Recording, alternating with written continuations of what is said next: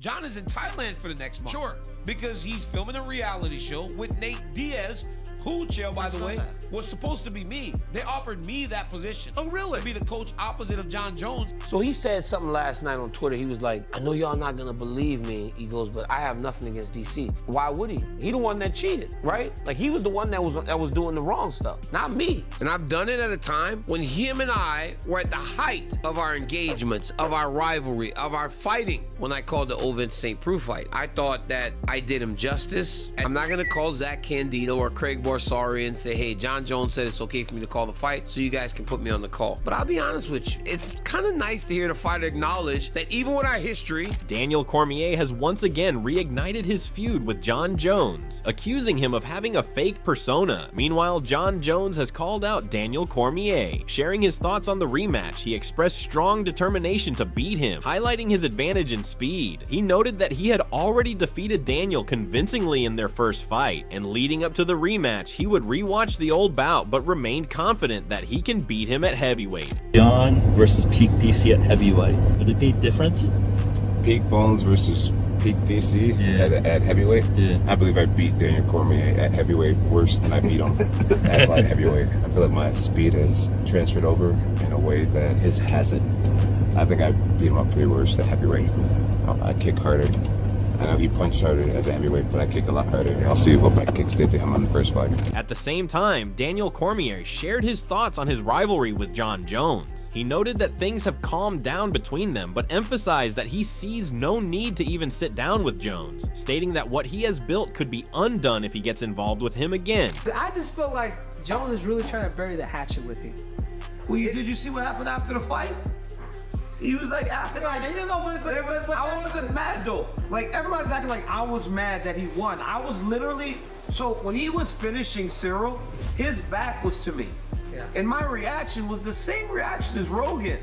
But because of our history, it's like, oh, DC's mad. But in the darkest moments, when his mother passed, when my father passed, he sent me a message. He really did. The only problem is, like, I just don't feel the need, because what's the point in it? There wouldn't be a Daniel Cormier without a challenge. No, there wouldn't. Bro, like, I would not have much of what I have without him. Recognizing that some people still urge him to fight Jones, Daniel Cormier pointed out that he's past the age for fighting. He also noted that Jones elevated his own status by constantly engaging in their rivalry, and as for a potential rematch, Cormier made it clear that it's not a priority for him. Really, like, he elevated my star to levels because our rivalry was so bad. To the point that now at 44 years old, people go, DC, one more. Like, no, 44 years old. but that is what happens when something that matters lacks. Revisiting his longtime brawl with Jon Jones during a press conference with Joe Rogan, Daniel Cormier recalled that he was undefeated at the time. He laughed about how the situation unfolded, revealing that at his worst, he genuinely wanted to fight Jones right then and there. I'm gonna tell you one thing. When I was in that press fight with Jon Jones, I was still undefeated at the time. And we were at the MGM Grand, and he headbutted me, like put his head on me. So I push him. He's an alpha male too, so the fucker attacks me. Right. Right? So we get to fighting. Oh boy. So we get to fighting, right? And we're fighting, and Joe, the security guard from the UFC, falls under me. But now I'm on my back as we go flying off the stage. I will say there was a thought to bite the motherfucker. Because, like, what am I doing on my back? Meanwhile, Daniel Cormier shared his thoughts on Tom Aspinall growing tired of the Jon Jones fight not being announced or settled. Amid this, he noted that Jones is currently busy with the next season of The Ultimate Fighter and revealed that he was offered the opportunity to coach against him but declined, stating he doesn't feel the need to fight him again. Aspinall has now said he's just done with the Jon Jones conversation, and either he gets a fight with Jones or he fights somebody else. He's essentially done with it. He's done waiting, he's not doing it. While Jones is somewhere out in Thailand coaching a reality show, which, by the way, I was offered to coach against him prior, but I didn't accept it. I can't do a month in Thailand opposite side Jon Jones. Especially when I can't fight that dude no more. I mean, he beat me when I was fighting. I can't really fight today. I'm 46 years old. Like, come on, man. I mean, I would do it for fun, but I'm not ready to spend a month. Their rivalry dates back years, and recalling it in an interview alongside Jon Jones, Daniel Cormier noted that their interactions were unpleasant from the very beginning. He criticized Jones for their first meeting, where Jones told him he would beat him, something Cormier found deeply insulting. Meanwhile, Jon Jones accused Cormier of being overly proud and letting his ego as an Olympic great get in the way, suggesting that this attitude contributed to the eventual brawl between them. I met Jon in 2010. From what I understand, Daniel, Jon Jones did not know that you were a two-time U.S. Olympian, and that rubbed you the wrong way when you met him several years ago. Our first interaction was unpleasant. Our very first interaction, from the moment we met, he decided that in order to make a friendship with me, he was going to insult me. He walked up to me, he's a very tall individual. He looked down on me and started to make derogatory comments towards me. I said, hey, what's up, man? I hear you're a wrestler. And he's like, yeah, I wrestle. And I was like, you know what? I bet you I could take you down. You don't even know who I am, guy. Like, you don't even know me. Why would you start conversation by being rude? Like, that was the issue. Right away, he's just like, oh, I'm this Olympic great wrestler. And, you know, his ego and his pride was just through the roof. This very attitude from Daniel Cormier is what Jon Jones said bothered him deeply. He explained that his initial comments were actually meant to start a friendly relationship, but Cormier misunderstood them and took offense, which set the tone for their rivalry. Jones criticized Cormier's reaction as immature and claimed it unnecessarily escalated what could have been a respectful dynamic. And he took it way out of context, way out of, and made it this huge personal thing. And ever since then, he's had this personal vendetta against me. And I find it very immature of him. Honestly, it was my way of reaching out and trying to create a new friendship. Meanwhile, reigniting his feud with Jon Jones, Daniel Cormier reminded everyone that Jones cheated in their last fight. He acknowledged that he was beaten, but pointed out that the very next day, steroid violations were discovered against Jones. In doing so, he emphasized that Jones has been the one who's repeatedly cheated everyone. So he said something last night on Twitter. He was like, I know y'all not gonna believe me. He goes, but I have nothing against DC. Why would he? He the one that cheated, right? Like, he was the one that was doing the wrong stuff, not me. So it's easy for him to say, oh, we passed that. He cheated.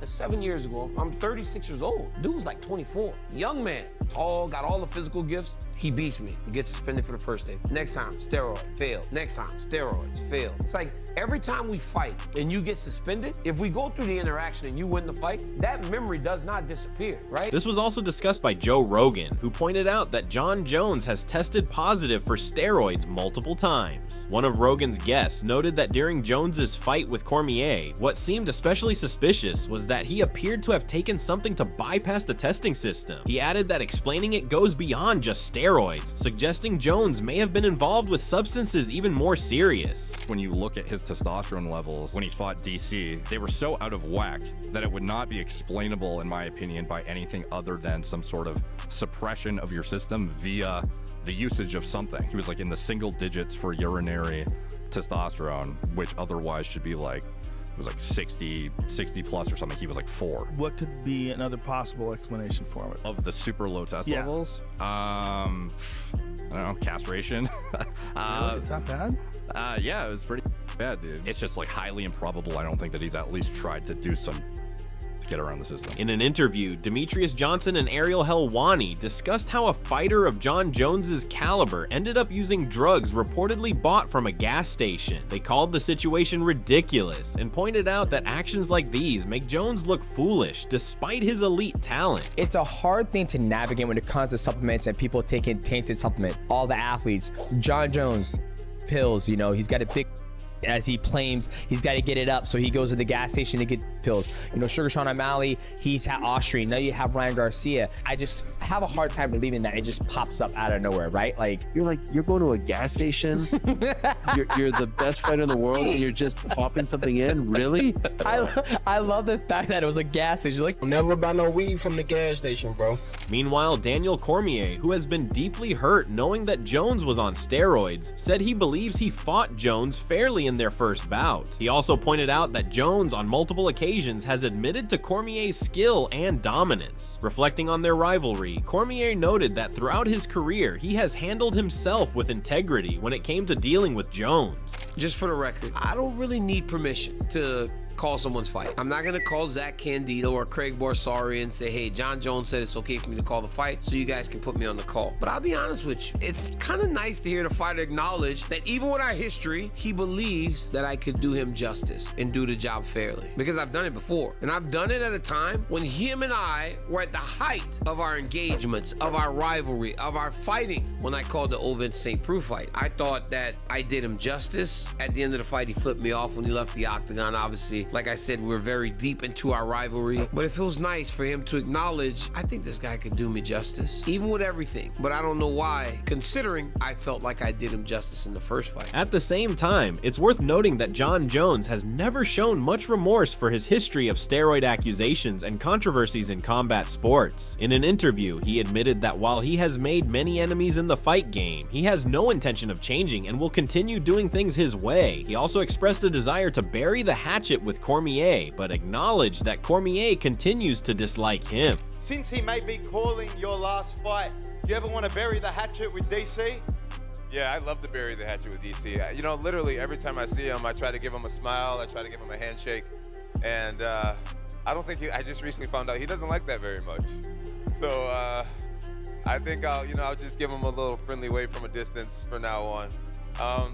That's all over for me a long time ago. I'm sure there's a lot of guys, a lot of former opponents that really don't like me, and that's a part of doing what I do. Reacting to Jon Jones's recent statement about fighting and defeating Daniel Cormier at heavyweight, Chael Sonnen shared his thoughts. He revealed that there was more depth to Jones's comments, noting that Jones broke down the potential fight in detail and even highlighted how he believed it would play out. And it says that Jon Jones made a statement about Daniel Cormier, that Jon Jones said he could beat Daniel Cormier at heavyweight faster and easier than he beat him at light heavyweight. Okay, fine.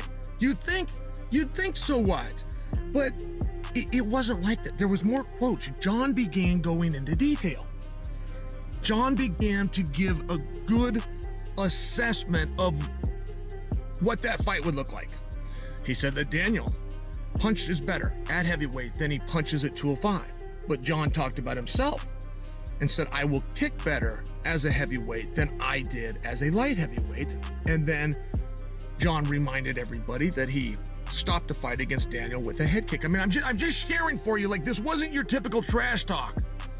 Jon began to break this fight down. Chael Sonnen went on to praise Jon Jones's mindset, noting that he's making statements that sound very interesting to him. He then shared his thoughts by reflecting on Jones's career, recapping his journey and success story in the sport. It's a very interesting thing to get a look inside of Jon's mind.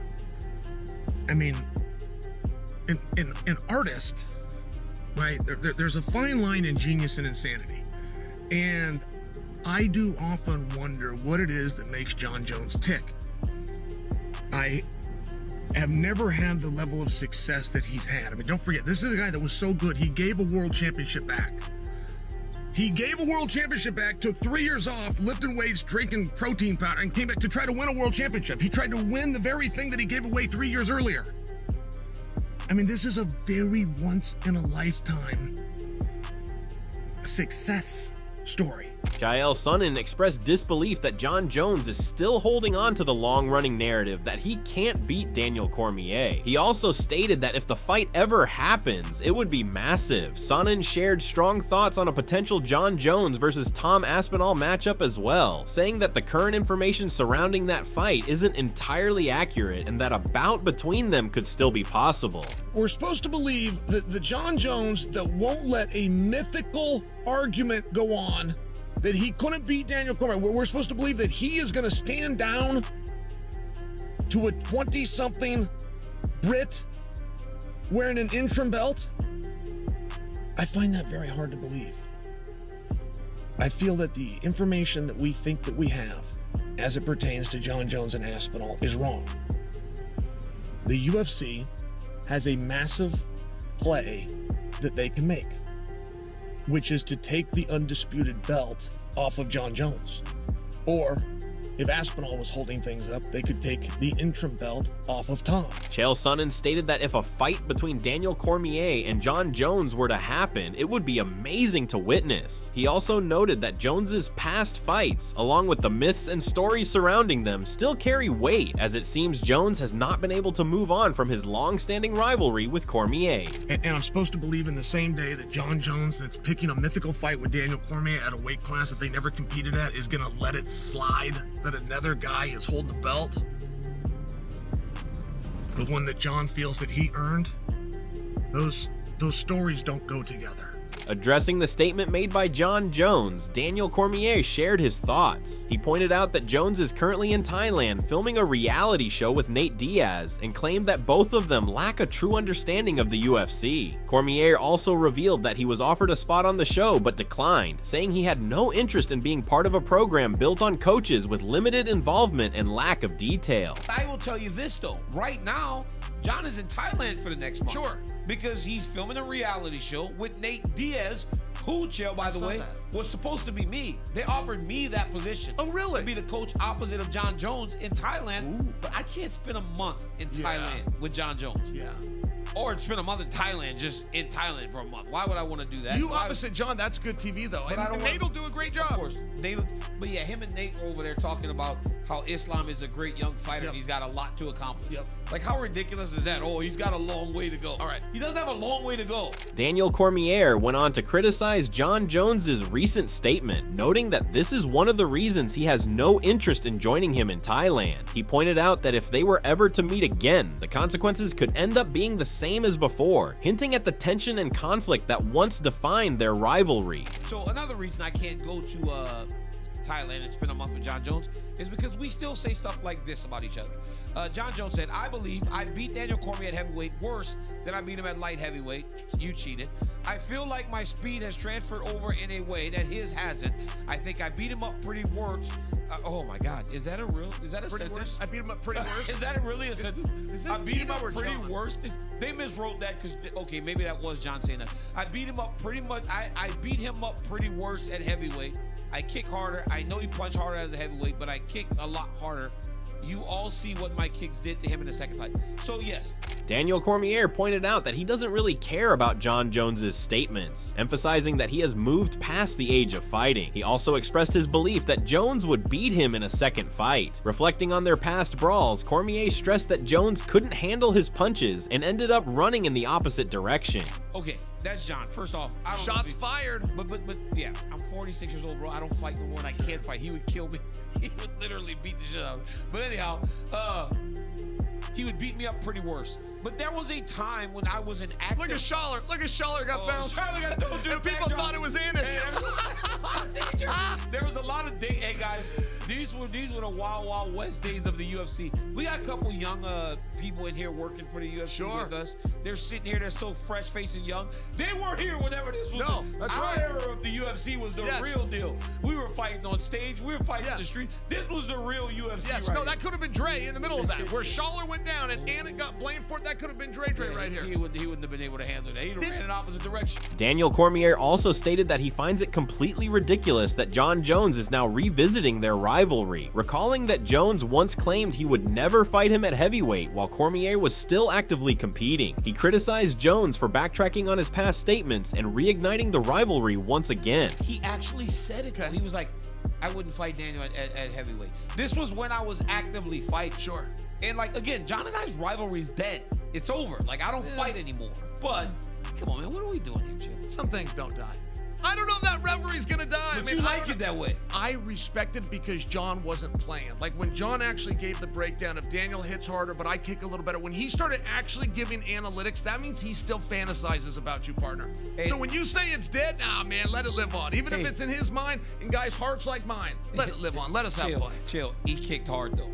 boy, did he kick hard. And awkward. At this point, Daniel Cormier also noted that Jon Jones is avoiding a fight with Tom Aspinall. He recalled how Tom himself has grown tired of the entire situation and pointed out how absurd it is that Jones is holding out for more money to face him. Cormier said Jones shouldn't be keeping Aspinall waiting, especially given Tom's size and readiness, and criticized Jones for still prioritizing money over stepping into the cage. Why in the world is it becoming almost an afterthought? Tom Aspinall spoke about it and goes, he'll fight whenever. And he seems to be annoyed. He's like moving on from this, like, I'm not going to keep waiting for this guy. I need to fight. He said Jones is probably waiting for more money because Jones recognizes a guy with his skill set, a guy with his level, his size. At this point, he probably wants to be compensated because he recognizes the dangers for it. Tom's fed up. But this is a very odd situation we're talking about. We got an interim title champion defending the interim title. Look, Jon tells him, don't touch me. Did you see that? Yeah, Jon don't like that. But look at how big Tom is, though. Like, that's why Jon Jones is like, yo, man, pay me more money. Look at the size of Tom Aspinall. And just like that, the fire between Daniel Cormier and Jon Jones refuses to burn out, with Jones reigniting the feud from a reality show in Thailand and Cormier firing back with sharp words and firm boundaries. It's clear this rivalry still packs heat inside and outside the cage. Whether it's unfinished business or just two legends standing their ground, one thing's for sure: when DC and Bones speak, the whole fight world listens. If you enjoyed this breakdown, don't forget to like, share, and subscribe for more Fight World updates and deep dives into MMA's biggest rivalries. Let us know in the comments, do you think Jon Jones versus Daniel Cormier at heavyweight should finally happen, or is this rivalry better left in the past? We want to hear your take.